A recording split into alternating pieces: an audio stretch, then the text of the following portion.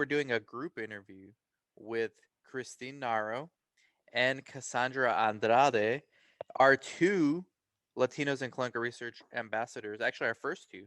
Cassandra took a more of an unconventional route, but they're both excellent stories. Cassandra, 4 minute brief background. Yeah, definitely untraditional. And I think I still question, like, am I even in the industry or not? But I think you guys have a stamp of approval to say, you're okay, Cass, you're one of us. You're okay, Cass, you're one of us. Yeah, thanks, Dan. I'm going to put that on my LinkedIn profile. Dan Safara says. That's right. But yeah, so my career, I got started in public affairs, worked for a Latino, Hispanic public affairs firm supporting national and international initiatives. And the reason I mention this, it kind of ties into like diversity in clinical trials, and I think why I find passion for it, and I get worked up maybe a little too much. But yeah, so worked at a public affairs firm on national initiatives and federal initiatives for not just political campaigns, but also the federal government. And then lived in Latin America for a little bit, wanted to see what that was like. Grew up kind of on the gringa side in the United States, speaking Spanish, didn't really know what it was like, went to Latin America, came back to the States and worked for a global language service and technology provider, and focused doing translations for clinical trials. And about 2 years ago, I moved to the technology side of the house, where I support sponsors, CROs, and sites with their technology for clinical trials, as well as translations and language services and all of that. But mostly now that archive to author to archive approach for eTMF, CTMS, and all that stuff. So now I'm on more the service level side, and have had the opportunity to meet with all of you and kind of learn from you guys. So that's my background, public affairs to technology and language services for the industry. Yeah, two very different backgrounds, but look, it takes a certain kind of person to volunteer their time when they're already busy for something like Latinos in clinical research. So that shows there's genuine passion there, actually. And then Cassandra, same thing. Why are you passionate about clinical research? And then what specifically about it, like, really gets you going? Yeah, I think if you were to ask me growing up, like, hey, are you going to be related to the clinical research field and related to pharma? Are you going to be in that world? I would have told you no, not at all.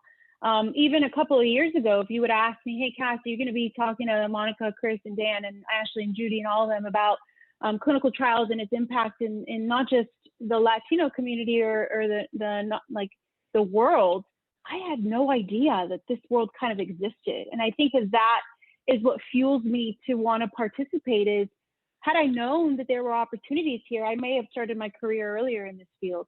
So I think it's empowering our community with access to information so we can make educated decisions, not just in participating in clinical trials, but also the job opportunities that exist in this industry that I never even thought of before. So I think for me, it's opened up a brand new world that I never considered as an option for my personal track, and knowing that it has enhanced kind of how I see the industry and the opportunities within it, and be able to share that with other people that may have never experienced this or probably don't even consider it, I think for me is really cool. So it's not just preaching to people that are already thinking about it, it's how do we bring it to people that are not even thinking about it, to high school and colleges, and saying, hey, have you ever thought about this career track?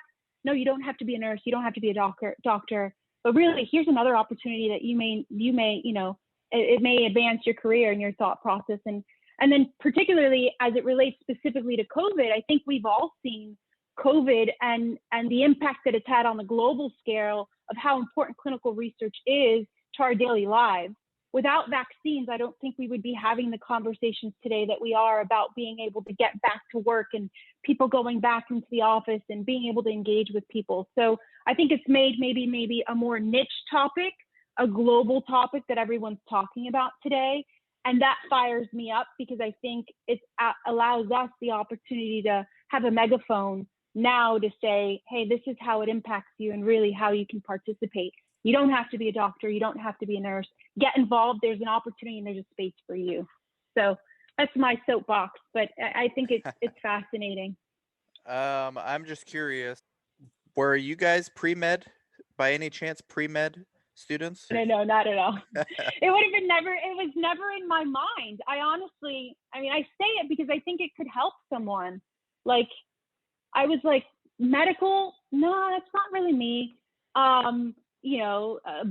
Like my kids, some of my friends were going to med school, and I was like, I just don't see that as a path for me. Even in public affairs, you say, how the hell does your background relate to this industry?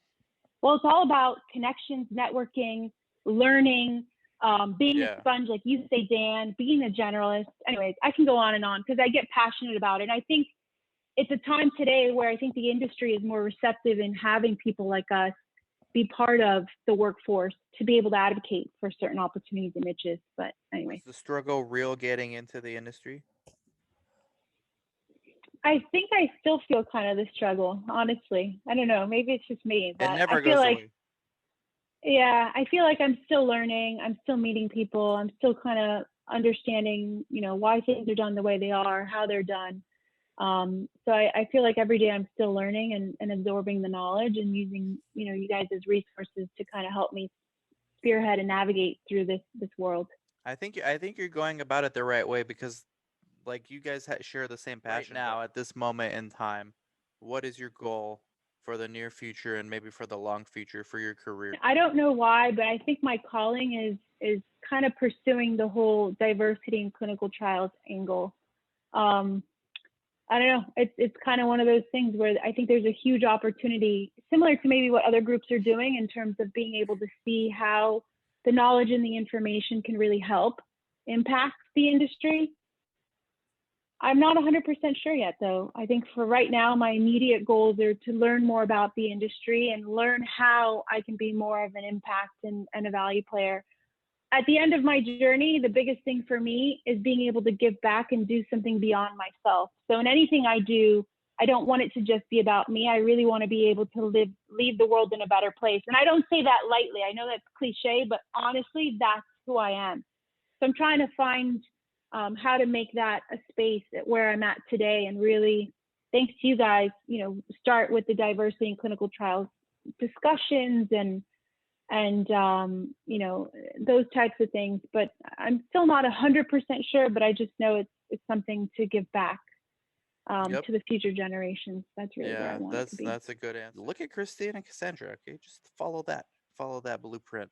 So thank you guys very much. I appreciate it. Thank you everybody for watching and listening. And we'll catch you all later. Bye bye.